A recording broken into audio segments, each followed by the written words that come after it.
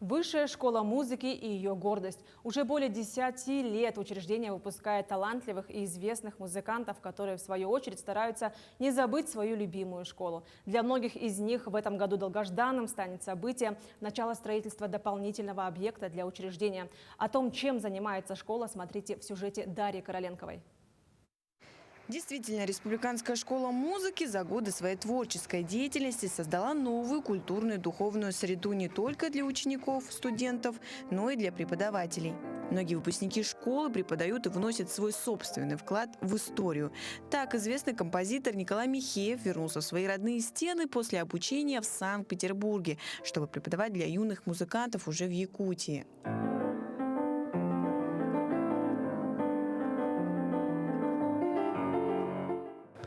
Я патриот и обязан был открыть факультет композиции. То есть эта миссия у меня прямо сидела давно. И в скором времени, мне кажется, с открытием нашей новой школы мы откроем уже полноценную кафедру композиции. Специфичная специальность, то есть мы сочиняем музыку. То есть, а научить сочинять музыку, говорят, это невозможно. То есть мы просто направляем.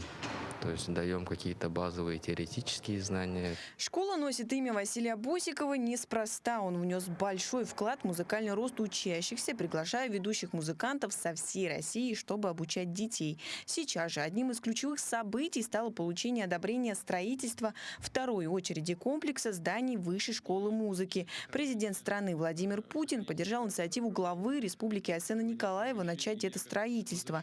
Для Николая Михеева же это событие станет по-особенному важным, ведь именно ему удалось встретиться с ним в 1999 году. Сказали, опять даем концерт очередному гостю. А этот гость оказался Владимир Владимирович Путин. И я исполнял перед ним свое собственное произведение «Росана», которое в будущем я еще оркестровал. Нам же строительство новой школы очень долго не поддерживали. И вот недавно Владимир Владимирович Путин сам сказал, чтобы через год буквально школа уже была. В Высшей школы музыки учатся 289 детей, а в начальных классах 70 будущих музыкантов, что является хорошим показателем роста численности обучающихся. Для них в школе есть все самое необходимое. Каждый год мы набираем много талантливых детей. В этом помогают наши проекты. Это конкурс «Новые имена Якутии». У нас есть фирменные школы, у нас есть фирменные детские сады, в которых мы постоянно проводим прослушивание. Самое важное в любой школе – это его юные ученики. А в данном случае это юные музыканты, которые в будущем могут стать знаменитыми и интересными исполнителями во многих, не только в Якутии, но и по всей России. Привет, ребята! Привет! Какой вы класс? Третий! Как вам обучение? Кто расскажет? Отлично. Мне нормально.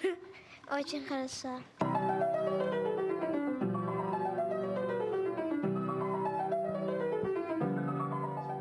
Я горжусь выпускниками, всеми выпускниками Высшей школы музыки, потому что то качество, которое дает школа, все музыканты востребованы. То есть играют и в Германии, и в Мариинском Большом театре.